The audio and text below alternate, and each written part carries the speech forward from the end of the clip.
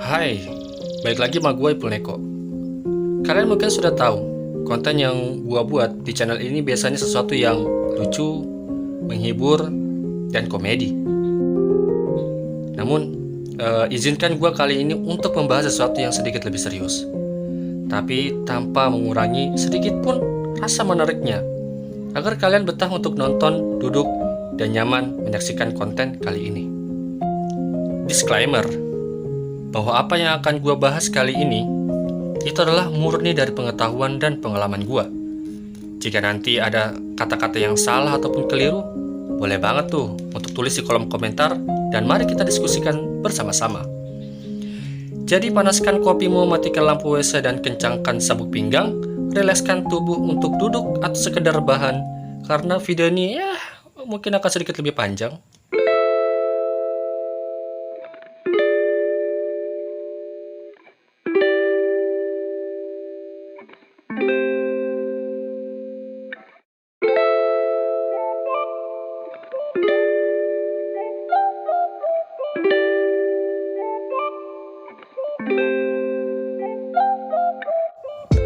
Setelah melakukan perjalanan yang cukup panjang dari kos, akhirnya tibalah gua di sebuah kafe yang merupakan tujuan gua hari ini. Rumah Utara, Banjarbaru. Sebuah kafe yang sangat nyaman untuk bersantai. Kopinya juga enak, sofanya yang empuk, dan ornamen-ornamen yang cantik, dilengkapi dengan koleksi seni seperti alat-alat musik tradisional. Mereka bahkan punya perpustakaan mini yang bisa kita gunakan ketika bersantai di sini. Namun, bukan ini tujuan gua di sini. Ada tugas kuliah yang mengharuskan gua datang ke tempat ini untuk memilih satu buah lukisan dan menjabarkannya dalam ilmu sosiologi komunikasi. Ya, ternyata kafe ini juga memamerkan beberapa lukisan layaknya sebuah galeri. Dan jujur, ini pertama kalinya gua menikmati sebuah tugas kuliah. Lantaran memperhatikan karya seni adalah hobi bagi gua. Dari kecil gua sudah suka menggambar banyak hal. Pernah ketika SD, gua mencoret-coret papan tulis yang masih menggunakan kapur waktu itu. Pak guru tentu saja tidak senang dengan hal itu, tapi ketimbang memarahi, beliau justru meminta gua untuk menggambar sesuatu di tembok sekolah dan masih ada sampai sekarang. Zaman SMP, SMA juga, gue biasa membuat komik-komik strip dan doodle-doodle art. Dan momen-momen melihat karya seni seperti ini adalah sesuatu bagi gue untuk menghargai karya seni di Indonesia. Sampai dimana akhirnya gue menemukan lukisan yang menarik untuk gue bahas. Sekilas, kalian mungkin akan langsung bereaksi seperti, ini lukisan apa? Kok abstrak begini? Atau, sulit dipahami. Eits, tenang. Kalian tidak sendiri kok. Pertama lihat, gue juga langsung menyeritkan dahi.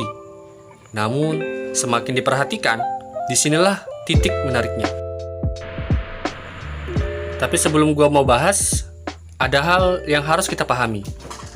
Bahwa manusia, sejak ratusan tahun yang lalu, telah berkembang dari berbagai aspek kehidupan. Dan sebagai makhluk sosial, manusia selalu berkomunikasi dengan lainnya dan berbagai macam cara.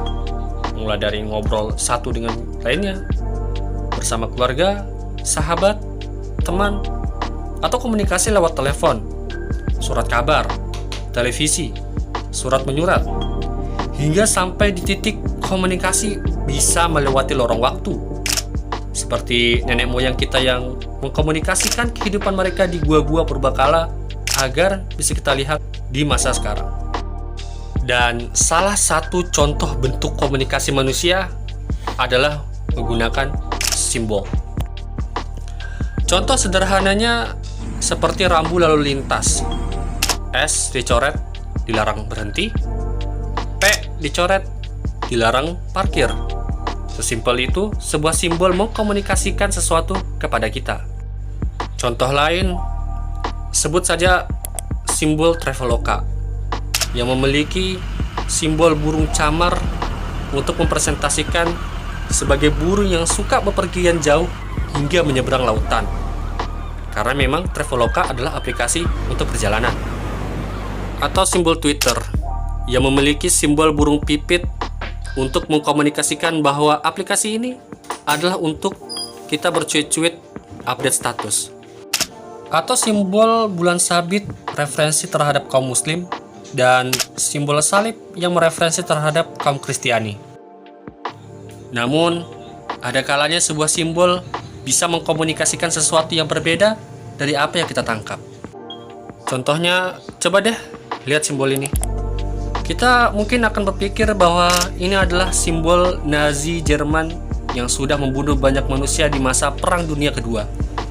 Namun di agama Hindu-Buddha, simbol ini justru disucikan dan oleh penganutnya disebut sebagai swastika. Atau simbol ini, yang biasa kita sebut sebagai bintang Daud. Dan ketika melihat simbol ini, selalu dan akan teringat oleh negara Zionis Israel.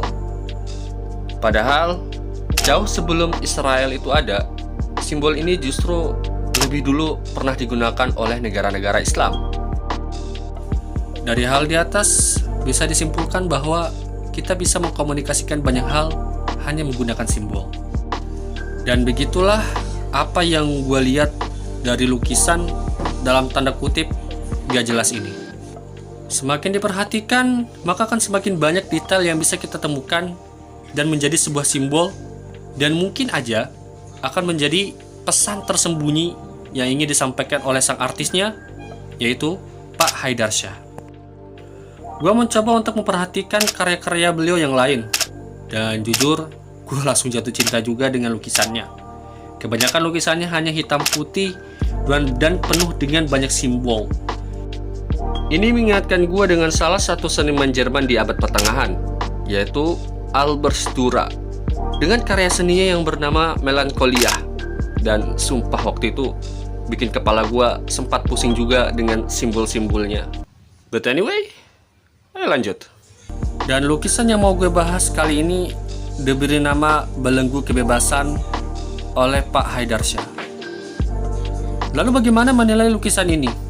Apanya yang belenggu kebebasan? Untuk memahami itu, kita perlu memperhatikan setiap simbol yang ada di lukisan ini dan menebak apa yang dimaksud atau apa pesan tersembunyi yang ingin disampaikan oleh sang artis. Kita mulai dari yang paling terlihat dulu, sebuah wajah yang berlubang dan mengeluarkan sosok malaikat. Tapi kita kesampingkan dulu sosok yang bersayap itu ya. Wajah yang hilang itu sudah mencuri perhatian gue sejak awal. Dan ini mengarahkan gue ke dua hal lainnya di lukisan ini, yaitu wajah ini dan topeng ini. Wajah yang sedih ini bisa jadi adalah wajah yang hilang di atas, dan topeng di bawah adalah hal yang harus menutupi wajah sedih ini. Secara juga entah kebetulan atau disengaja, display wajah dan topeng berada di satu garis vertikal. Ini bisa jadi hal pertama tentang belenggu kebebasan, bahwa sebagai manusia, kita tidak bisa sepenuhnya bebas berekspresif. Kadangkala, kita harus memakai topeng dan menjadi bukan diri kita agar diterima keberadaannya oleh orang lain. Lalu ada papan catur tanpa bidak. Sepemahaman gue sih dalam filosofi catur, kita sebagai manusia harus berhati-hati dalam melangkah. Karena hidup ini, itu ada yang putih dan ada yang hitam. Kita tidak boleh bebas asal melangkah, atau kita yang sebagai bidak catur dunia ini akan jatuh ke tempat yang salah. Pada akhirnya, ini jadi belenggu kebebasan kita dalam menjalani hidup. Hal itu membuat gua menuju gambar malaikat ini, referensi terhadap kebaikan. Dan tak jauh di belakang sana ada iblis yang tidur, dan juga merupakan referensi terhadap kejahatan. Alasan kenapa malaikat yang keluar dari wajah dan iblis yang terbelakangi oleh objek adalah bahwa karena kita dituntut supaya selalu berkelakuan baik semasa hidup, lalu menjauhi segala larangan. Dan lagi, ini adalah merupakan belenggu kebebasan agar kita tidak seenaknya berbuat semaunya karena akan ada konsekuensinya. Lalu ada ini, titik-titik hitam yang menyambung jadi bunga dan sulur pohon, lalu berujung dengan sarang burung kakak tua, kupu-kupu, dan 2 buah telur. Apa yang gue lihat adalah ini merupakan proses kehidupan kita, yang awalnya pembuahan dari banyaknya sel sperma menuju 1 buah sel telur. Dan gambar-gambar ini juga mirip terhadap spora-spora tumbuhan yang berubah menjadi bunga dan juga pohon. Filosofi pohon adalah tumbuh tegap dan berkembang. Di puncak kita bisa lihat adanya sarang yang merupakan referensi terhadap rumah kita. Telur adalah referensi terhadap keturunan kita. Burung kakak tua yang merupakan burung paling cerdas, bahkan kita bisa lihat adanya topi toga di sana yang sebagai simbol pendidikan. Kemudian ada kupu-kupu, hewan dengan metamorfosis sempurna. Sudah jelas, belenggu kebebasan di sini adalah tentang tumbuh menjadi sosok yang sempurna dan ideal. Kita dituntut untuk menjadi pintar, memiliki rumah sendiri, mapan, dan punya keturunan, menjalani hidup layaknya kupu-kupu, menjadi manusia yang bermetamorfosis sempurna. Lalu ada rumah di atas kepala.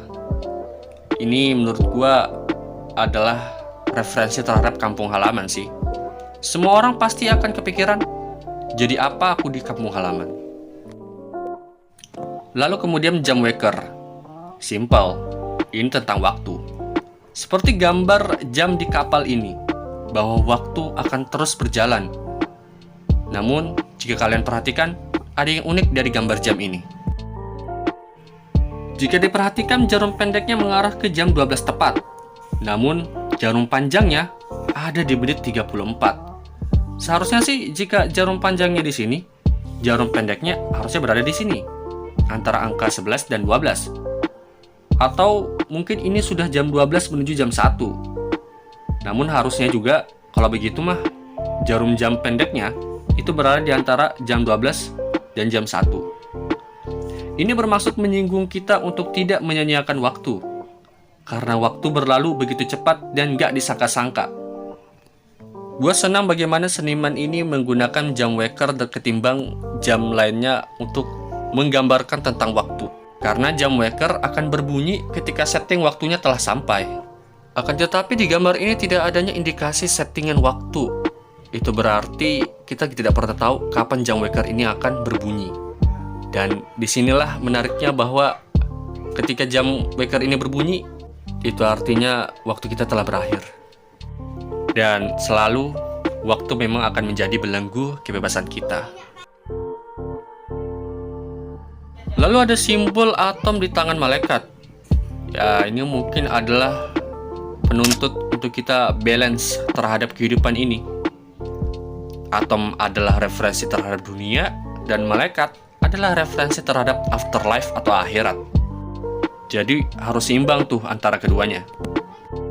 Lalu ada hewan aneh campuran dengan hewan-hewan lainnya. Mungkin ini adalah semacam batasan imajinasi kita. Dan juga adanya simbol mata di leher, mungkin ini semacam referensi terhadap kebebasan berpendapat, mungkin. Dan simbol-simbol lainnya yang gue sebenarnya masih nggak ngerti maksudnya apa.